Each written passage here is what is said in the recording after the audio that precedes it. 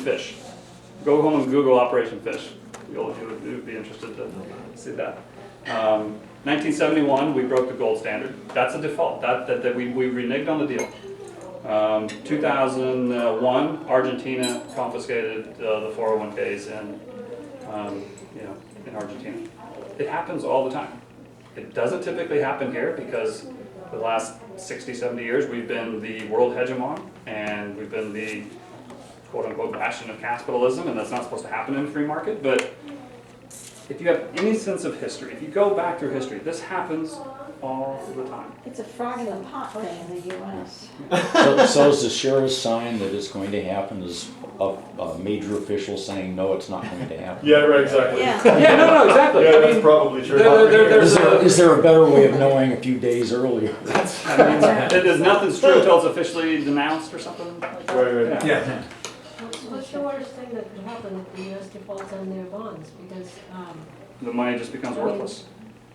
The money becomes worthless. So this They just- money here is just, it's nothing. It's just, we burn it. I don't think they're going to default. They're just going to print more and more and more money. And But that's worse. That's even I know worse. that, but I'm saying, That's but even worse. looking from their perspective, they'll say, hey, I never defaulted. I'm giving you the Remember check. what Trump says, if I borrowed $1 million from the bank, it's my problem. If they loan me $1 billion, it's their problem, Yeah. right? No, absolutely. It's, But it's that's, not our problem. China loaned us several Yeah, billion. okay, so, We got okay, the They say, original oh, bills. sorry, you can't pay. so that's actually a good point. So listen, so that's actually a good point. If we have this type of an event, if we have a monetary system collapse, you should not just have gold, you should have physical dollars. Because in a very highly deflationary event, anybody that still has money that is accepted will be able to buy things for pennies on the dollar. So as an example, it's the exact opposite of inflation. In a If- monetary collapse? No. Because in a run on the bank, why do you Electronic think collapse. 2 weeks ago people were lined up to get cash out of their banks in Cyprus? Right, but after all that's said and done, nobody's gonna want your damn bills. But they're more likely to take- Otherwise. If there's a Go to the fireplace. if there's a What are you banking going if there's to a buy? banking system collapse, but not a total Right. monetary collapse. They're more likely to take this than this.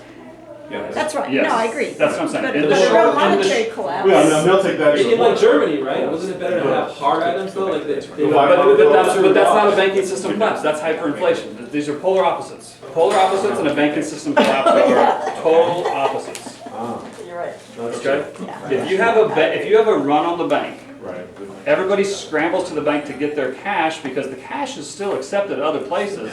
It's Yeah. just in very short supply at the bank. That's another reason why I say you should have cash in addition to gold. Listen, if they don't change the system and we have a total collapse, gold will become money again, but it might not happen on the first day or the second day. Okay. Now, by day 6 or 7, you have gold, you're probably going to be looking pretty good. But in the initial days, cash might be very good. So both of these are pointing at having something really, really secure in your house. You need to have something right? outside the system. Well, I'm No, saying, you you're need it in storing your house. these things or gold coins at your house or Yeah. someplace you can get to, right? Yes. Yes. So how do you do that? Because there's a lot of people that could be interested in Well, that. absolutely. I mean, I wouldn't go around advertising to people that I've got, hundreds of gold in my house. That's what I'm saying. There's gold coins in your I heard backyard. they changed my Facebook page. Listen, guys, I am not kidding about this. I know we're laughing, but I am not kidding. You should not tell people how much gold you have. You You're should. somewhat preaching to the choir, but I can add that since we thought this through, since we are totally paranoid, you definitely want to have a lot of smaller denomination silver coins, because Sure. if you're going to buy groceries, Yeah. first of all, people can't break the gold up because it's going to be worth so much. Right. You need to That's a have good very point. small denominations and a lot of old clothes when you go out. Don't go flashing anything. Say, oh, I think I'll trade this Gucci handbag today or whatever, because there will be people who will be interested in your currency and they will harm you. So Yeah. clean your guns, kids. Here's something to think about. Whenever I talk to people about gold now, they always say, so when that happens, what will we do? Will we go and will we exchange our gold for the dollars? And I said, no, listen, Back to this. people are going to be selling dollars to get liquid into gold. you're not gonna sell your dollars to get liquid back into dollars. You're not gonna sell your gold to get liquid back into dollars. You're gonna be selling everything else to get liquid into gold. Do you understand? Does that make sense? Or so. That's why the price And is again, going I up. hope none of this happens. I really do. I don't want this to come true, but it's happened several times throughout history. It could very easily happen again, and to think that it can't happen is being naive. My wife hates to hear me talk like this, by the way. I mean, Oh, yeah. You have a Ford van, huh? Thing for you, honey. Dollars is a reserve currency. you know, my guess is that we will not go back to a full gold standard, because I don't think any politician Right, wants that. right. But I think we could go back to, they've already got this SDR, it's a strategic drawing depository receipt that's kind of managed by the Bureau. So the Bureau of International Settlements is the central bank for all the world central banks. They kind of coordinate everything. They already have the special drawing right. I could see that being, a combination of, copper, oil, gold, silver, and, a basket of commodities, basically.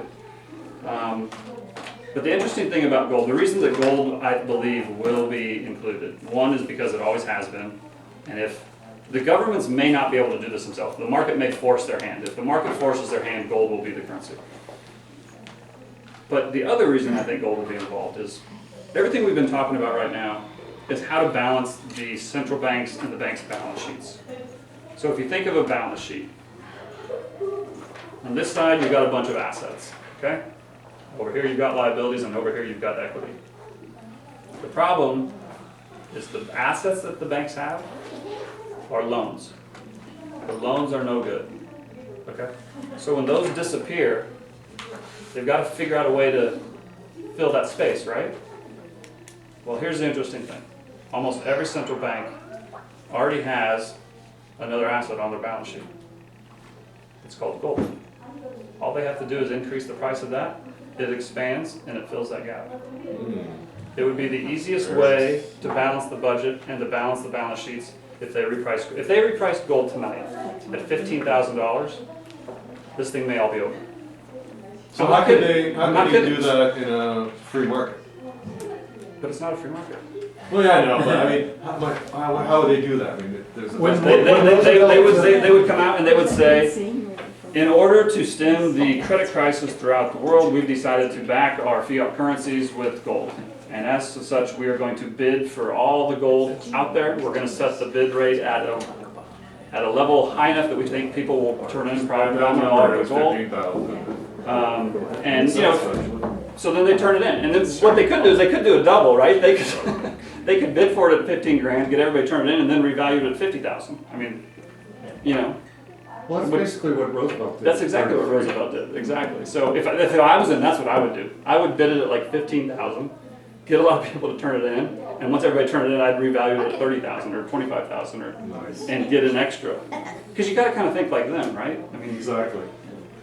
So we've hit our Sorry, I'm 2 just o'clock, rambling. no, that's not your fault. So I think everybody's still got tons of questions, but everybody's got to get back to work, and Brent, I want to thank you for your time. Yeah, absolutely.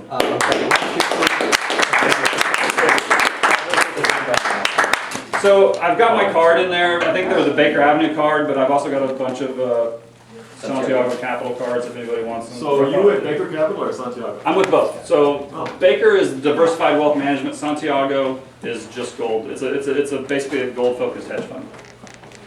So I urge everyone here to contact him if you're interested. Obviously, if you're just going to find out more information, or if you're really interested in doing some investing, and leave it up to you to figure out which hat to wear. Sure.